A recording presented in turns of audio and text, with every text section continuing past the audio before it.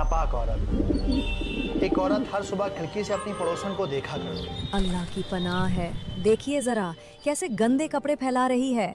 उसका शौहर पास बैठा न्यूज़पेपर पढ़ता रहता और अपनी बीवी की बात सुनकर मुस्कुरा देता। और इसी तरह दिन रातों में बदल गए, रातें हफ्तों में बदल गईं और हफ्ते महीनों में बदल गए। उस औरत को कभी पड़ोसन का घर गंदा लगता तो कभी उसके बच्चे गंदे लगते, कभी उसका किचन मैला नजर आता तो कभी उसका सहन गंदा नजर आता। वो देखो कैसे मैले कपड़ों में नमाज पढ़ रही है।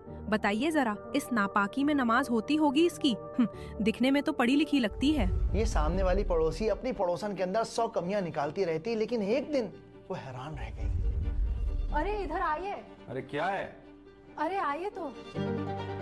दोनों ने खिड़की से बाहर झांक कर देखा और वो ये देखकर हैरान रह गए कि उस औरत का मकान एकदम साफ सुथरा था। आज उसके बच्चे एकदम सफेद शफाफ कपड़े पहने हुए थे और वो जो किचन हमेशा मैला लगा करता था ना, आज बिल्कुल साफ और चमक रहा था। औरत ने मियाँ की तरफ देखकर कहा, अल्लाह का शुक्र है, मैं तो दिन रात इसके लिए दुआ करती थी, आज जाकर पूरी हुई है।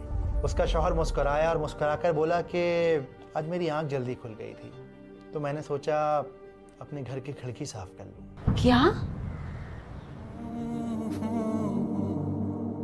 आज हम में से ज्यादातर लोगों की यही परेशानी है कि अपने गिरेबान में तो झांकते नहीं, लेकिन सामने वाले के ऐप तलाश करने लगते हैं। अल्लाह सुब्हानहू तआला सूरह हुजरात में फरमाते हैं, ऐ अहले ईमान, बहुत गुमान करने से परहेज करो कि बाज गुमान गुनाह है, और एक दूसरे के हाल का तजस्सुस न किया करो, और न तुम में से कोई किसी की गीबत करे। क्या तुम में से कोई इस बात को पसंद करेगा कि अपने मरे हुए भाई का गोश्त खाए? उससे तो तुम जरूर नफरत करोगे, और अल्लाह का डर रखो, बेशक अल्लाह तौबा कबूल करने वाला है। और इसीलिए हमें तजस्सुस यानी दूसरों के अंदर ऐप तलाश नहीं करने चाहिए, बल्कि बड़े बड़े उलमाओं का ये कहना है कि हर इंसान को दूसरे इंसान के लिए ये ओपिनियन रखना चाहिए कि शायद सामने वाला अल्लाह का वली है, क्योंकि हम नहीं जानते कि कौन है जो रातों में अपने अल्लाह के आगे खड़े होकर गिड़गिड़ाता है, कौन है जो हर रोज कुरान को खोलता है, कौन है जो अल्लाह की आयतों को समझता है, और कौन है जो अल्लाह के इतने करीब है कि जितने करीब शायद हम कभी जा भी नहीं सकते। तो क्यों ना आज अपने अंदर झांकें और अपने आप से सवाल करें कि कुरान आखिर है क्या?